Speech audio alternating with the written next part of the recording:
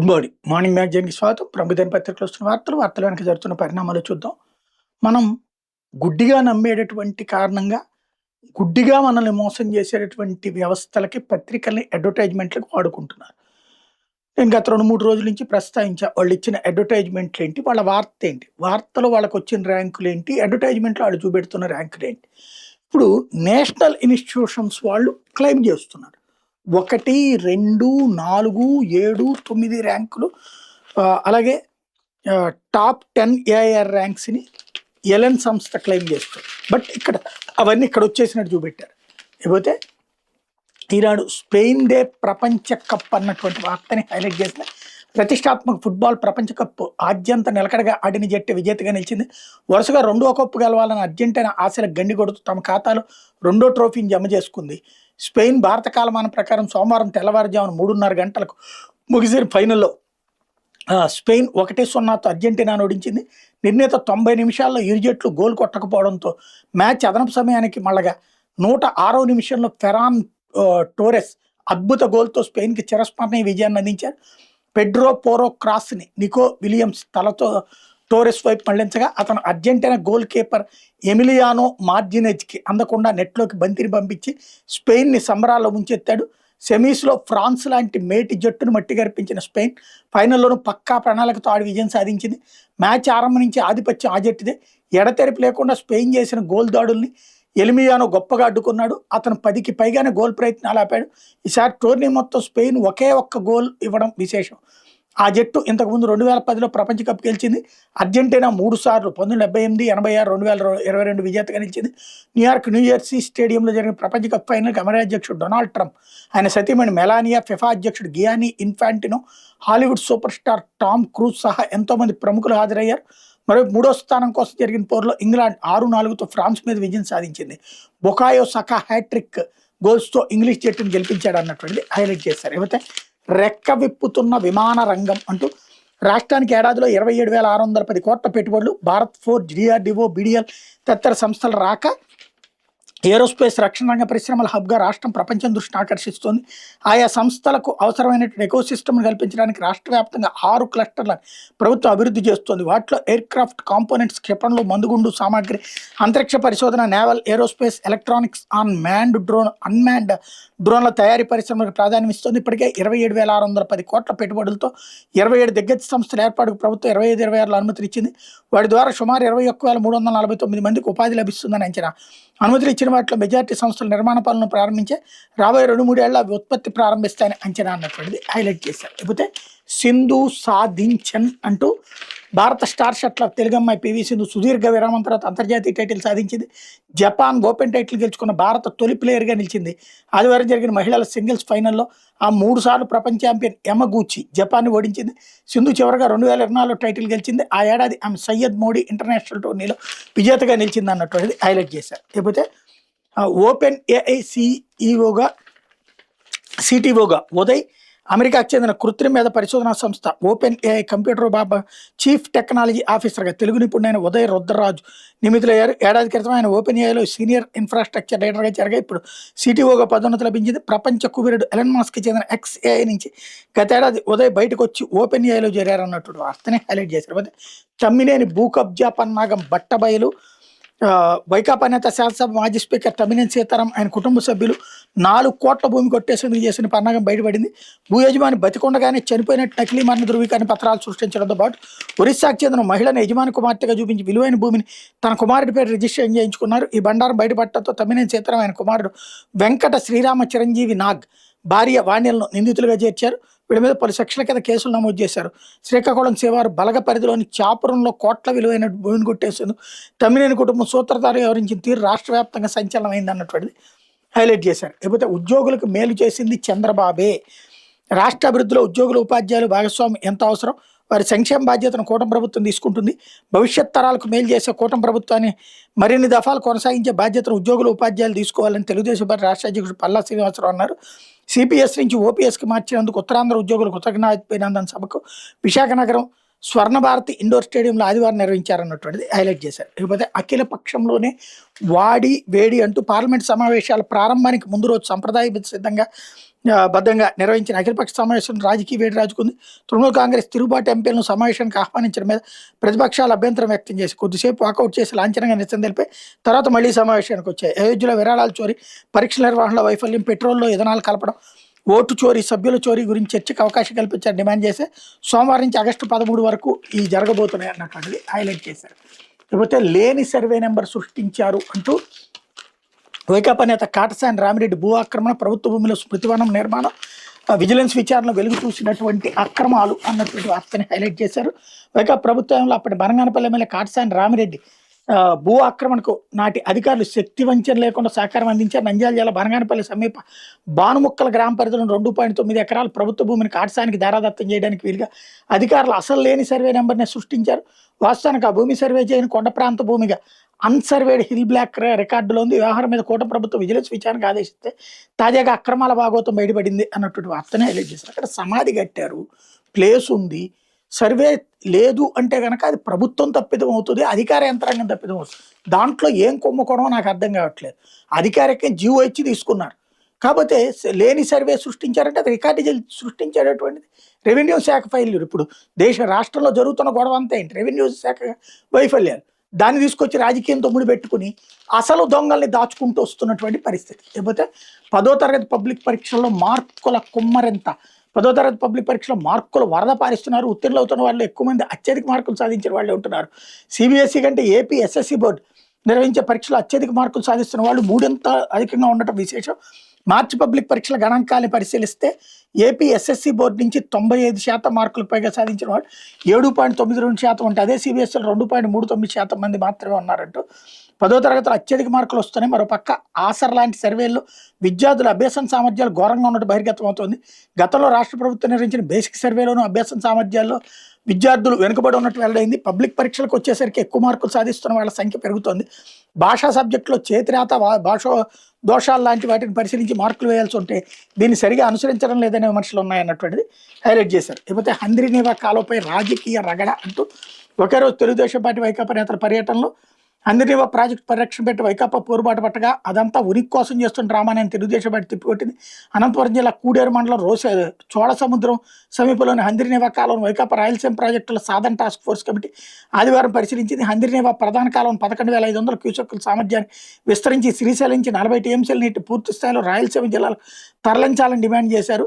3,000 కోట్లతో చేపట్టిన హంద్రీనీవా లైనింగ్ విస్తరణ పనుల్లో 100 కోట్ల దోపిడీ జరిగింది. అనంతపురం, నంద్యాల, కర్నూలు జిల్లా వైకాపా అధ్యక్షులు అనంత వెంకటరామరెడ్డి, కాటసాని రాంభూపాల్ రెడ్డి, ఎస్వి మోహన్ రెడ్డి ఆరోపించారు. కాంక్రీట్ లైనింగ్ వేయడంతో దారి పొడవున భూగర్భ జలాలు తగ్గిపోయి బోర్లు ఎండిపోతున్నాయన్నారన్నటువంటి వార్తని హైలైట్ చేశారు. ఇకపోతే లారీని ఢీకొన్న కారు, 4 దుర్మరణం, విశాఖలో జరిగినటువంటి ఘటనకు సంబంధించినటువంటి వార్తను కూడా హైలైట్ చేశారు. లేకపోతే సాక్షి వచ్చేటప్పటికి ముడుపుల మతలబు, ఆయకట్టు తగ్గింపు, కాంట్రాక్ట్ పెయిన్ రెట్టింపు, హంద్రీనీవా 36A ప్యాకేజీలో మిగిలిన పనుల్లో మాయాజాలం, పేరూరు, హగరి, మాల్యం బ్రాంచ్ కెనాల్లో మిగిలిన పనులు, 55,608 ఎకరాల ఆయకట్టుకు నీళ్లందించే డిస్ట్రిబ్యూటర్ల పనులకు టెండర్లు, కాంట్రాక్ట్ విలువ కంటే 4.86% అధిక ధరకు 462.32 కోట్లకు ఎన్సీసీ కట్టబెట్టిన సర్కార్, జీఎస్టీ, సేనరేజ్ వంటి పన్నుల రూపంలో మరో 160 కోట్ల రీఎంబర్స్, దాంతో మొత్తం కాంట్రాక్ట్ విలువ 622 కోట్లు. 2005లో 36A ప్యాకేజీ కింద 86,000 ఎకరాలకు నీళ్లందించే పనులకు 93.29 కోట్లకు దక్కించుకున్న ఓం రే జేవి 2014 39.16 కోట్ల విలువైన పనులు పూర్తి, మిగిలిన పనుల విలువ 54.13 కోట్లు. 2015లో ఏపీ డిఎస్ఎస్ సెక్షన్ 61 కింద కాంట్రాక్టర్ మీద వేటు, ఆ పనులను 36A, 36B ప్యాకేజీలుగా విభజన, ఆ పనులను 244.72 కోట్లకు 2017లో సీఎం రమేష్ సంస్థకు అప్పగింత. 2019 నాటికి 35.17 కోట్ల పనులు పూర్తి, మిగిలిన పనుల విలువ 209.55 కోట్లు. ఇప్పుడు అదే పనుల్ని 10,000 ఎకరాల ఆయకట్టుకు తగ్గించి ఎన్సీసీ కట్టబెట్టిన వైనం అన్నటువంటిది హైలైట్ చేశారు. దోపిడీకి బలైన సీమ జీవనాడి అంటూ హంద్రీనీవా కాల్వల లైనింగ్ పేరుతో 100 కోట్లు సహా చంద్రబాబు ప్రభుత్వం వైఎస్ఆర్సీపీ గ్రేటర్ రాయలసీమ నేతల ఆగ్రహం, ప్రాజెక్టు పరిరక్షణ పోరుబాటు, 2 కిలోమీటర్ల పాదయాత్ర అన్నటువంటిది హైలైట్ చేశారు. అయితే రామాయపట్నంలో స్కామ్ అంటూ సీఎం చంద్రబాబు వైఎస్ఆర్సీపీ అధ్యక్షుడు జగన్ మండిపాటు అంటూ రామాయపట్నం పోర్టు ప్రైవేటీకరణపై వైఎస్ఆర్సీపీ అధ్యక్షుడు మాజీ ముఖ్యమంత్రి వైఎస్ జగన్మోహన్ రెడ్డి తీవ్ర ఆగ్రహం వ్యక్తం చేశారు. 4,929 కోట్ల ప్రజాధనం ఖర్చు చేసి నిర్మించిన పోర్టును కేవలం 1,500 కోట్లకే ప్రైవేట్ వ్యక్తులకు అమ్మేయడం ద్వారా అభివృద్ధి చేస్తున్నారా, కుంభకోణం చేస్తున్నారని టీడీపీ కూటమి సర్కార్ని సూటిగా నిలదీశారు. ఇది రాష్ట్ర ప్రయోజనాలు తాకట్టు పెట్టమని స్పష్టం చేశారు. ఇదెక్కడ ఆర్థిక విధానం అని సీఎం చంద్రబాబు నిలదీస్తూ తన ఎక్స్ ఖాతాలో జగన్ ఆదివారం పోస్ట్ చేశారన్నటువంటి వార్తని హైలైట్ చేశారు.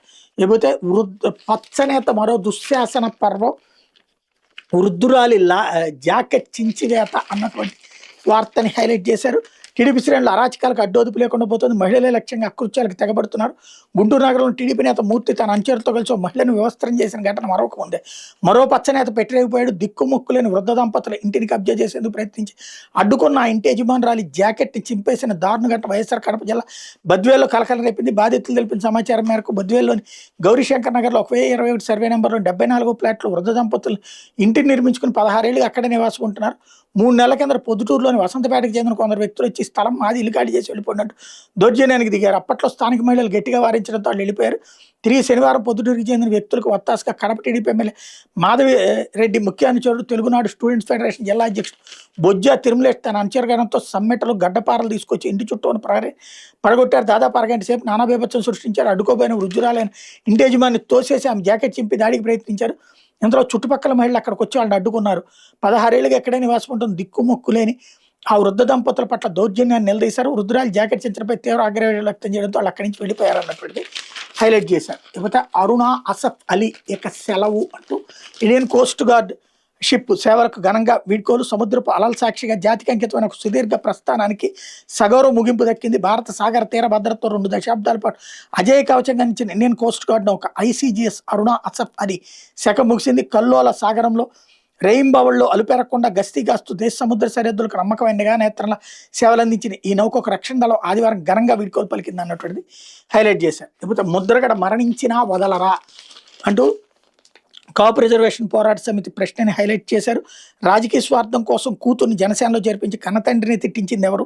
తల్లిదండ్రులు కనీసం తన ఇంట్లోకి రానివ్వని కూతురు ఆయన మరణం తర్వాత ఆడిన సానుభూతి డ్రామాకు ఒక వర్గం భారీ ప్రచారం కల్పించడంలో ఎవరి ప్రమేయం ఉంది?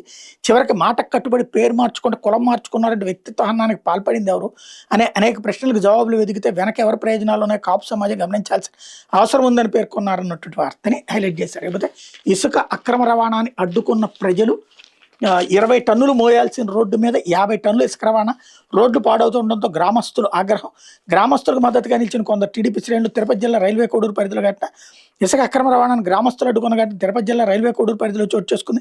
చిట్వేలి కోడూరు రోడ్డు విస్తరణకు ఎంతో కాలంగా స్థానికులు డిమాండ్ చేస్తూ వచ్చారు.